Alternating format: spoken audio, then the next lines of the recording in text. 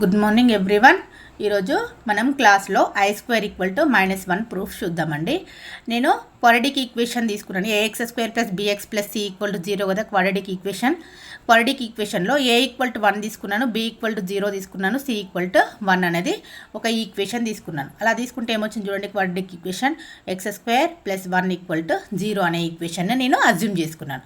X square plus 1 equal to 0 అయింది అనుకోండి. X square equal to ఏమవుతుంది చూడండి, ఇక్కడ +1 ఉంది, అటు సైడ్ వెళ్తే ఏమవుతుంది -1 అవుతుంది.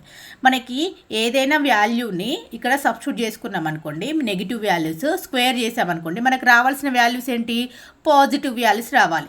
కానీ ఇక్కడ ఏముంది, -1 ఉంది, అంటే నెగిటివ్ ఉంది. నెగిటివ్ అనేది పాజిబుల్ అవుతుందా? It is not possible. దానికోసం నేను ఏం తీసుకుంటున్నానంటే దీని మొత్తాన్ని జస్ట్ ఇమాజినేషన్ చేసుకుంటున్నాను. వన్స్ చూడండి, నేను square root on both sides చేశాను. అప్పుడు ఏమవుతుంది, స్క్వేర్ రూట్ క్యాన్సిల్ అయిపోతుంది. ఎక్స్ ఈక్వల్ టు √(-1) అనేది అవుతుంది. మనకి ఎక్స్ స్క్వేర్ అనేది -1 అనేది పాజిబుల్ అవ్వదు. దానికోసం ఈ ఉన్న వాల్యూను మొత్తాన్ని నేను జస్ట్ ఇమాజినేషన్ చేసుకుంటున్నాను. ఇమాజినరీ అని రాసుకుంటున్నాను.